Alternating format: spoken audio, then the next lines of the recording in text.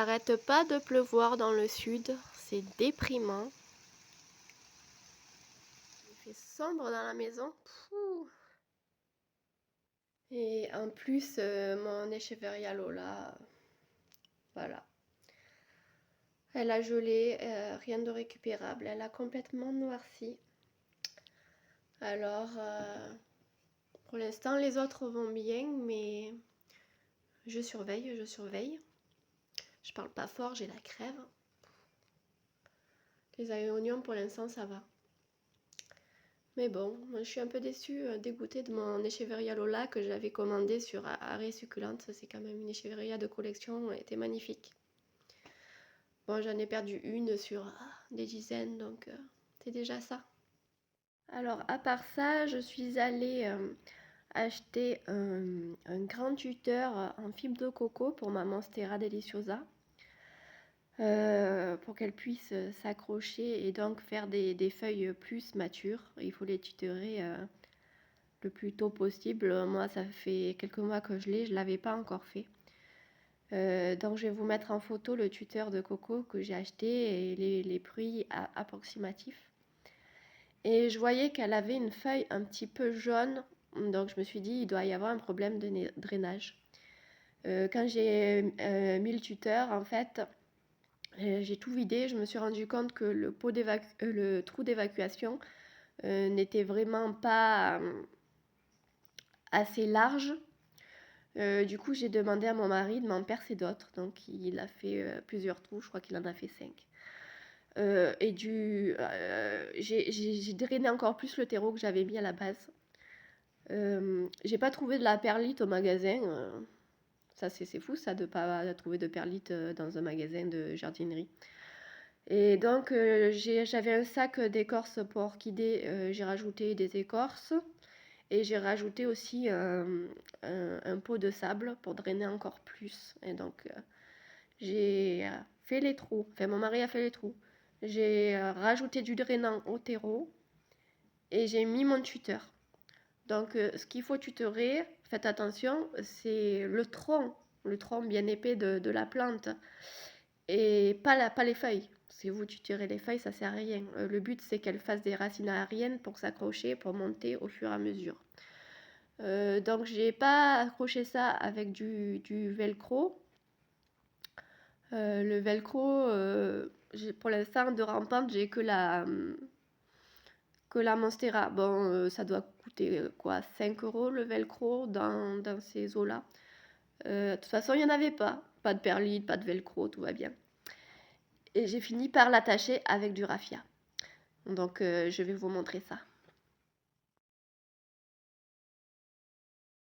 Voilà mon Monstera. Donc, vous voyez, le tuteur est immense. Je crois que j'ai pris 1,20 m. Je crois qu'elle a le temps de voir venir là. Et donc, voilà la partie qu'il faut attacher. Voilà, c'est la partie avec le tronc.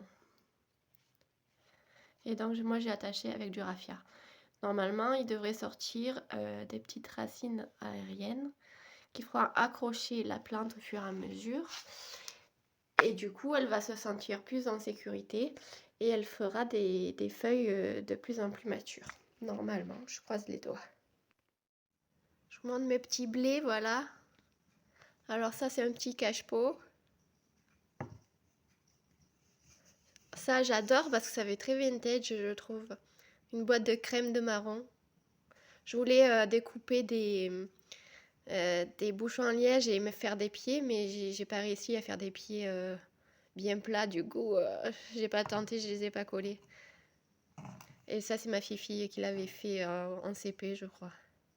Voilà. Et elle a fait récemment celui-ci aussi. Elle m'a dit, maman, je veux que tu plantes ma jacinthe dedans. Donc, j'ai planté sa petite jacinthe de Noël dedans. Nous sommes le 17 décembre. Il y a enfin un peu de soleil. Donc, j'ai mis mes plantes grasses au soleil et j'ai protégé pour les chats. Pour pas qu'ils viennent gratter, me mordiller les feuilles. Bon, je pense pas que ça soit un étendage qui leur fasse peur, mais bon. Voilà, donc elles prennent un bain de soleil.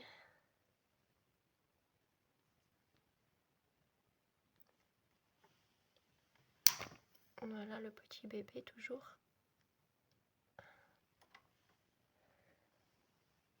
Ça fait du bien aussi aux plantes d'avoir un peu de lumière. Malheureusement, la semaine prochaine, ils annoncent encore la pluie. J'ai décidé de couper mon pépéromia raindrop. Alors, il avait une tige hyper longue qui s'est filochée. Il ressemblait plus à rien, il restait 3 feuilles. Donc, du coup, j'ai coupé en 2 et j'ai planté, voilà, un bout ici, un bout ici. Moi, les feuilles en eau ici, ça n'a jamais fonctionné. J'espère que les boutures vont prendre, comme ça fera un peu plus touffu. Parce que vraiment, vous le voyez dans mes précédentes vidéos, il était vraiment trop long et pas assez feuillu, donc il ressemblait un peu à rien. Donc voilà, je tente. Bon, c'est pas trop le moment de bouturer, mais je tente. Là aussi, j'avais une bouture de misère qui a l'air d'avoir bien pris. Elle pousse. Faudrait peut-être que je nettoie les feuilles parce qu'elles sont assez crades. Mais sinon, ça va. Ça, c'est la petite nouvelle.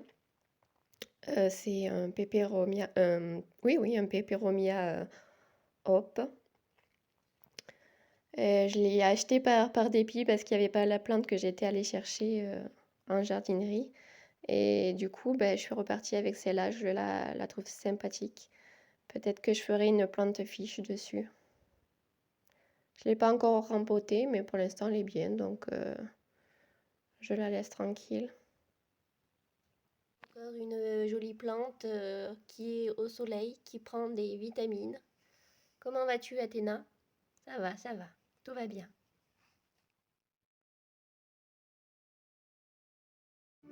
J'ai récupéré un poinsettia, donc je suis en sauvetage poinsettia.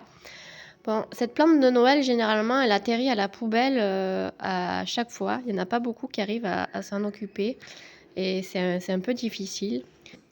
Donc j'ai fait quelques recherches. Donc si le poinsettia perd ses feuilles, c'est juste qu'il est en repos végétatif en fait. Alors du coup, il faut le placer dans une pièce plus fraîche, genre 15 et 18 degrés, toujours à la lumière. Et fin février, il faut le tailler sous les bractées colorées. Il faut bien le tailler, genre si c'est une grande plante, un tiers.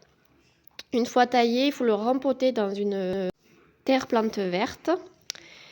Et il faut bien drainer, hein, comme d'habitude. Hein. Et il faut arrêter de l'arroser. Au niveau du poinsettia, ce que j'ai oublié de dire, c'est qu'il faut bien laisser sécher la terre en surface avant de réarroser. Et au printemps seulement, on peut reprendre les arrosages et le placer à l'extérieur. Donc surtout, n'arrosez pas trop. Mettez-le au frais quand il perd ses feuilles. Et peut-être que vous arriverez à le garder jusqu'à la saison prochaine, ce qui est pas mal difficile quand même. Il lui faut beaucoup de lumière et un peu de soleil quand même, sauf en été pour pas qu'il brûle. Et pas moins de 15 degrés en température extérieure. Voilà, c'était le mélange spécial décembre. Je n'ai plus qu'à vous souhaiter de très bonnes fêtes de fin d'année. Et je vous dis à bientôt pour une prochaine vidéo. Bye bye!